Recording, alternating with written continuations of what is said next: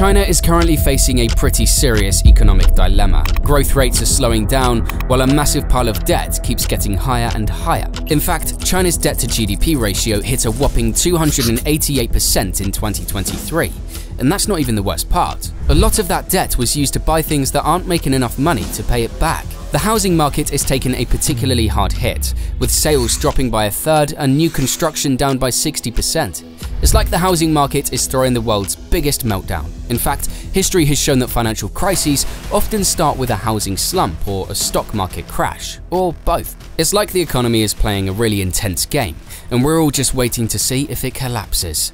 Some Western pundits and politicians are quick to point fingers at China's leadership and economic system during this crisis, but let's not forget that even the most successful capitalist countries have faced their fair share of debt crises.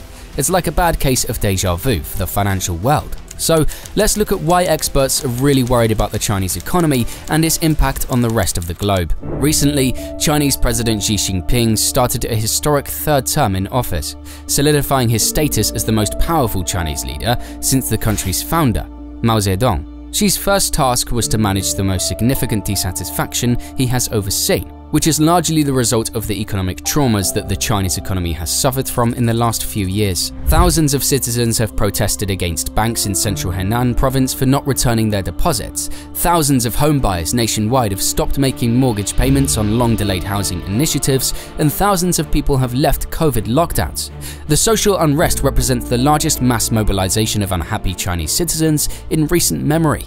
Taken as a whole, they stem from one of Xi's signature policies, damaging the president's image as he runs for re-election every 5 years.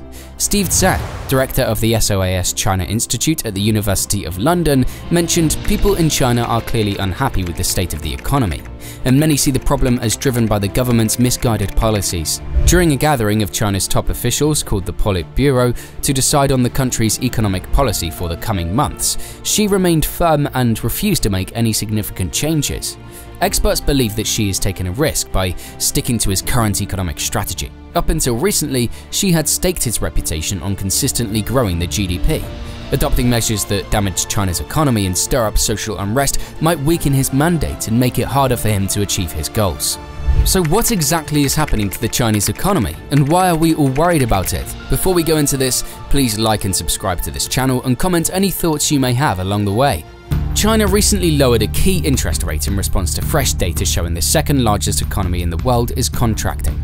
In an unexpected move, Beijing expressed concern over declining consumer demand by lowering the People's Bank of China's medium-term lending rate, which it uses to provide one-year loans to the banking industry. Although much less than expected, retail sales and industrial production rose, and the rate of youth unemployment rose to a record 19.9%.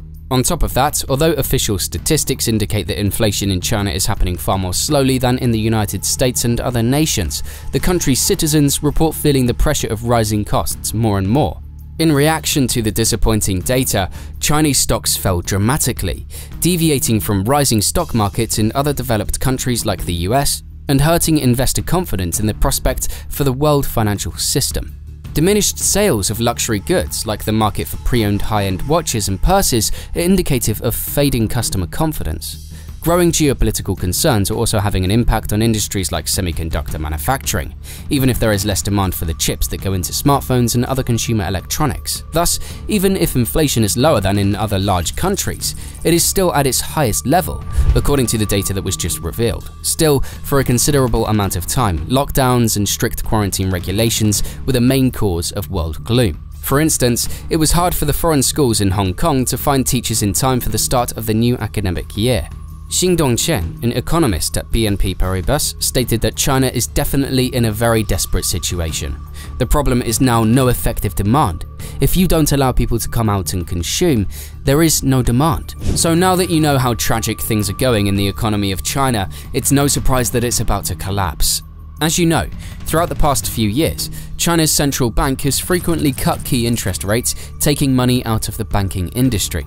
The weird thing is that analysts believe that the government's decision to go against other major economies' decision to hike rates is motivated by its desire to support the flagging economy, according to Reuters. In addition, real estate investor Graham Stephan shared his opinions about the state of the Chinese economy on Twitter.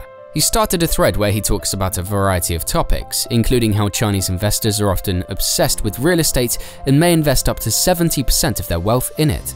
Chinese investors opt to invest in real estate because they believe the Chinese stock market is unreliable, as evidenced by the Shanghai Composite's failure to rebound from its 2008 peak despite China's GDP having doubled since then. Now, you must be wondering, what is happening exactly in the collapsing real estate market of China? Stefan says that in Beijing, the median house price might be up to 25 times the average annual income. Because there was such a big demand and the prices were so high, developers started selling homes before they were even finished. They used the money from the pre-sales to fund new projects, creating a cycle that was similar to a Ponzi scheme. As developers began to struggle with making repayments, the real estate crisis started to affect banks that had financed their projects. This is a sign that investors should keep an eye out for any factors that could cause China to miss its GDP growth target.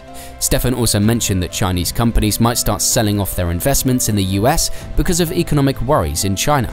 Anyways, investors should be aware of several global macro trends regardless of the severity of the Chinese real estate crisis. Every time a new external shock hits the markets, there may be strong sell-offs in the stock market since economies are still fragile due to the shocks received during COVID-19 lockdowns. So, how is the Chinese government reacting to such a disaster?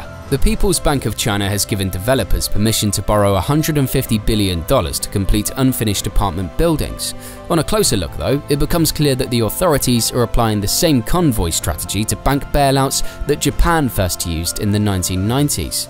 Larger, more financially stable institutions are being forced by the central bank to invest in small banks and failing developers. An effort is being made to lessen the damage and costs to the government. Unfortunately, it might not be the best option.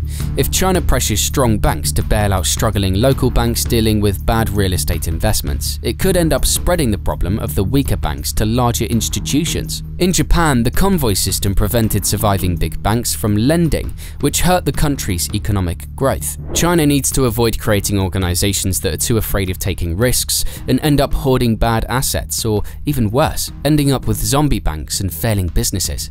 This could potentially start happening in China. Instead of bringing clarity and unity, the convoy approach should actually make things worse and hinder recovery efforts. Similarly, the Chinese government is working to prevent the real estate markets from losing value. This seems like a good idea at first glance. Reduce the negatives, reduce the stress. However, this style of management might also hinder developers from lowering prices to attract customers and make it harder for businesses to secure the necessary funds for projects or debt repayments. The government may not be able to prevent the decline in housing values. Since the economy relies heavily on this sector, a lack of confidence could have negative consequences. Property crises are stressful. China's policymakers will need to step up to address this challenge. So, do you think the Chinese government can handle the pain and disseminate it so that market signals continue to work? The vast majority of China's economy is functioning. Debt can accumulate over time, and it's difficult to predict when the banks will need large infusions of capital to stay alive. But after that, the currency will lose value, like a stale party balloon, and the governments will make every effort to shut down criticism and block immigration. These processes are already underway, and they don't seem promising for 2024. Currently, policy ideas are not ideal, regulators are catching up, and the economic implications are growing. China's economy is contracting significantly, and the world economy will be negatively impacted if China slows down. Thanks for watching till the end. If you found this video interesting, make sure to hit the like and subscribe buttons to receive more content, and share with us your thoughts in the comment section. See you in the next video.